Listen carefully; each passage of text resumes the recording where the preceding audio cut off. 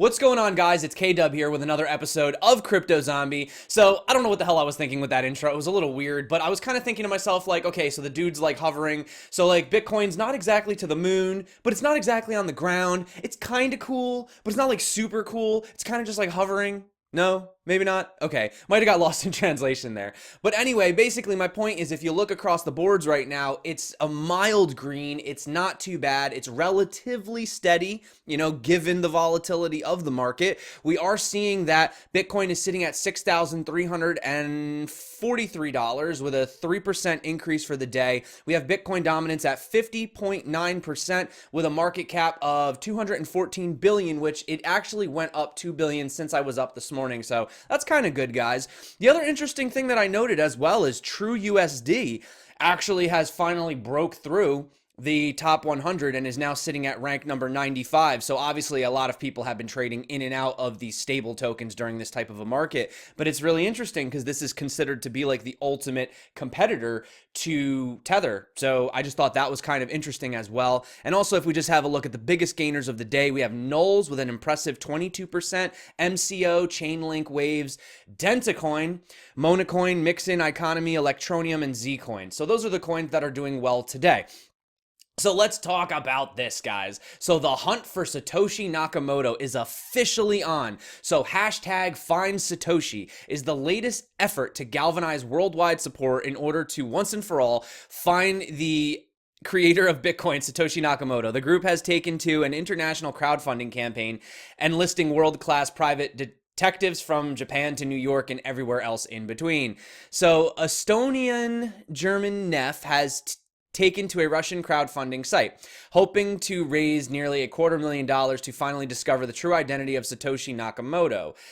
With funds collected, the aim is to hire private detectives from all over the world. So these guys are going to raise $250,000 in a fundraiser to hire detectives to try to find Satoshi Nakamoto.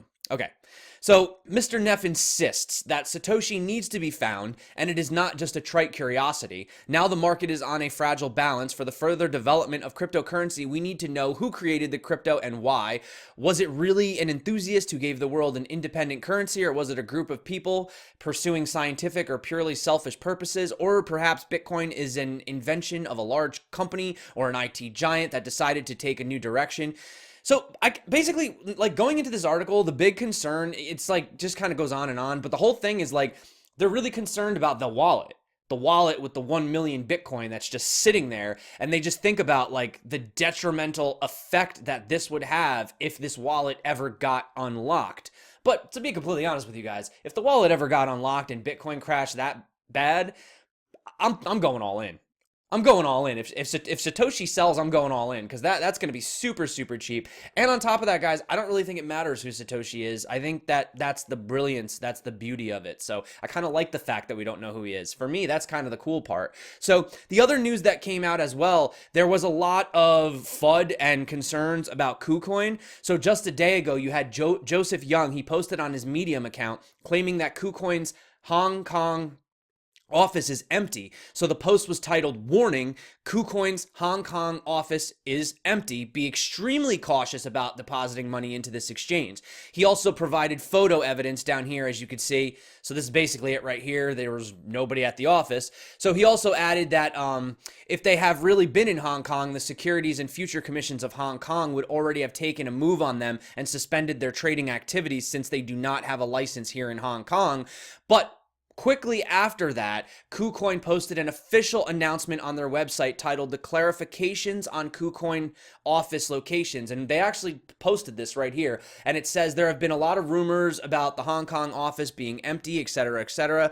But they said that the Hong Kong office is merely a mailing address of one of KuCoin's many subsidiary companies.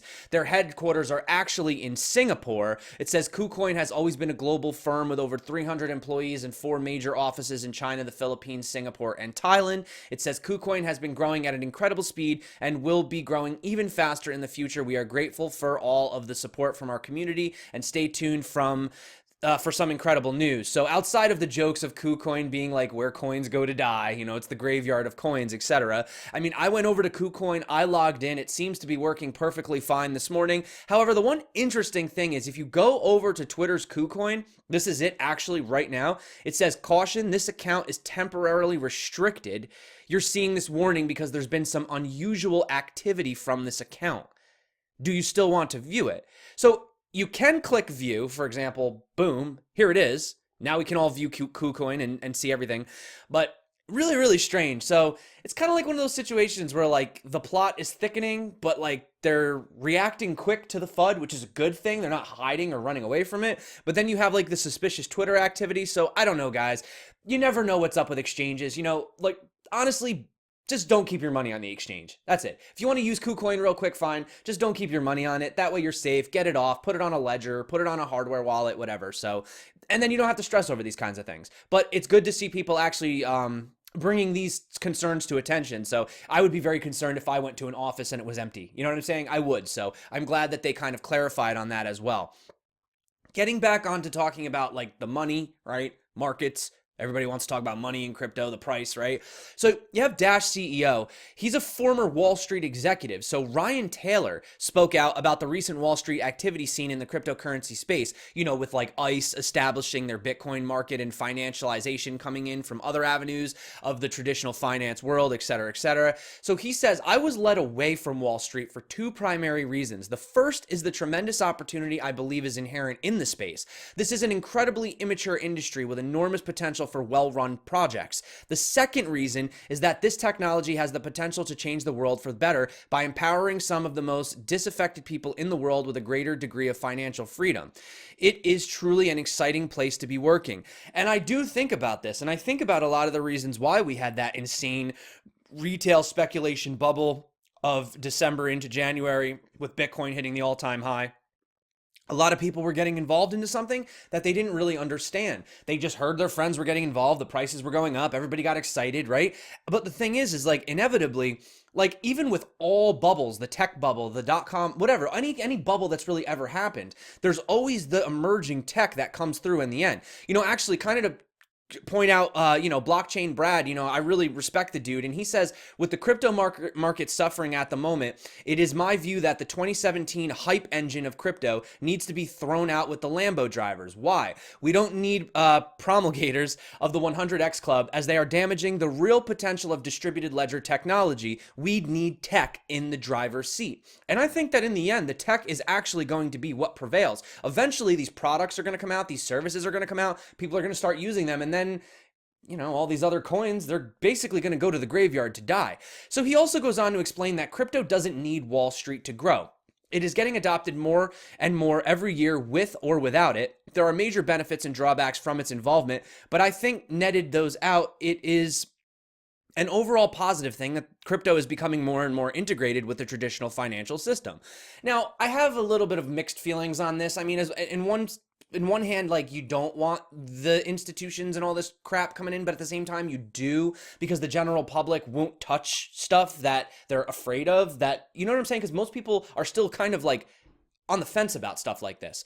So then they go on to explain that with banks now jumping into the space, he says, I think regulators will need to finally address this. The problem is that regulators tend to focus on institutions, and this was unusually a market that developed from a grassroots movement by regular people rather than the financial institutions. Regulators got caught on their back heels as a result, but seem to be catching up to the need quickly. So yeah, I think that's the same thing. I mean, if you really do look at Bitcoin, it was a grassroots movement, right? It really is a peer-to-peer digital cash, essentially, right? So that's the whole idea. We were supposed to be getting rid of the middlemen, getting rid of the third parties. But at the same time, unfortunately, when you try to be realistic and you look at the things that are doing so well, for example, Coinbase or Binance or really any of these other really successful crypto entities, they're centralized.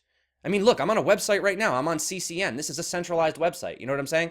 So you got to take all this with a grain of salt, and you really got to move on and think about it. So thank you, Brad, for that. I really do appreciate your input. So also piggybacking on that same idea, you have in an expansive interview with letstalkbitcoin.com, Jamie Burke, the CEO of Outliers Venture, spoke about new developments in the crypto sphere and also went on to state the improvements that can be made in the field of blockchain and cryptocurrencies. He said that for developments to occur at a faster rate, machine learning has to be an integral cog in the cryptocurrency machine. Totally agree with that. By the way, a lot of projects are working with machine learning, AI, all these different projects. Actually, I'm speaking with Matrix AI coming up soon. I'll have that interview out as well. So there are a lot of projects. You know, I had the interview with Cortex. So there's a lot of AI. There's a lot of that as well. So that's not a bad thing. We're working on that.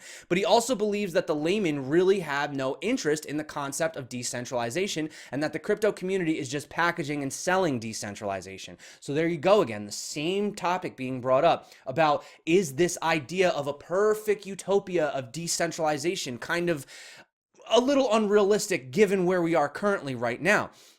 We have to really bring that up. So the main aim of blockchain companies, according to Burke, is that at the end of the day, the product developed has to be faster and cheaper than the incumbent. He also pointed out that the use case has to be expanded so that the product would be widely adopted. This is exactly what I say on my channel every single day, guys. Most people don't care.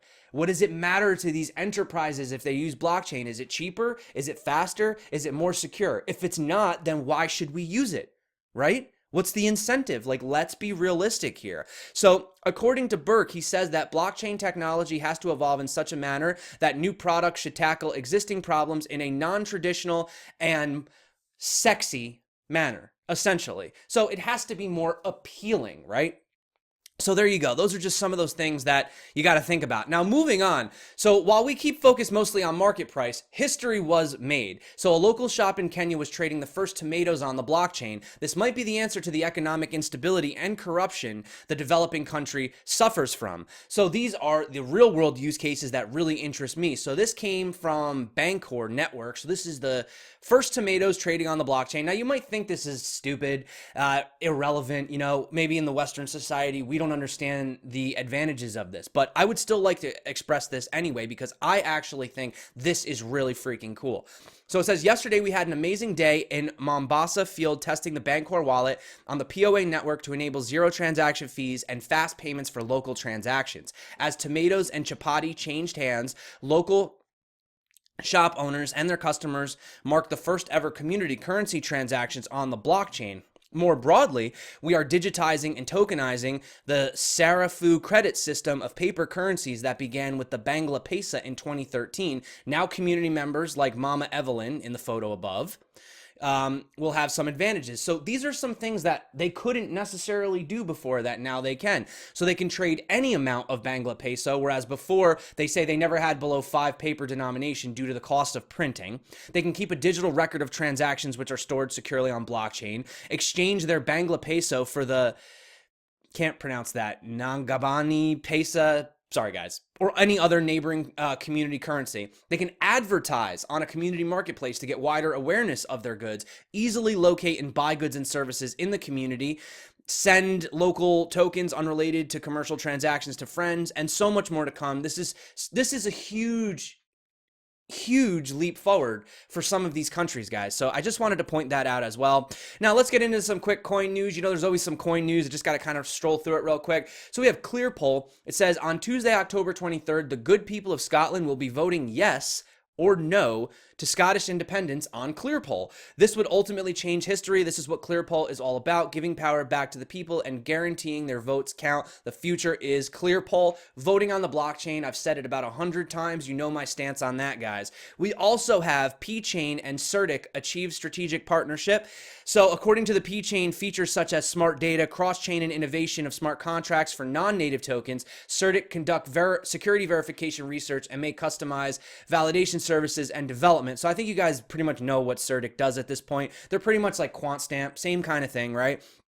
It says both will conduct all-around and in-depth cooperation for DApp, ecological security to against potential hackers and form a complementary technology. So yeah, there you go. Actually, I've seen CertiK partnering with a lot of different companies. They are just all over the place lately.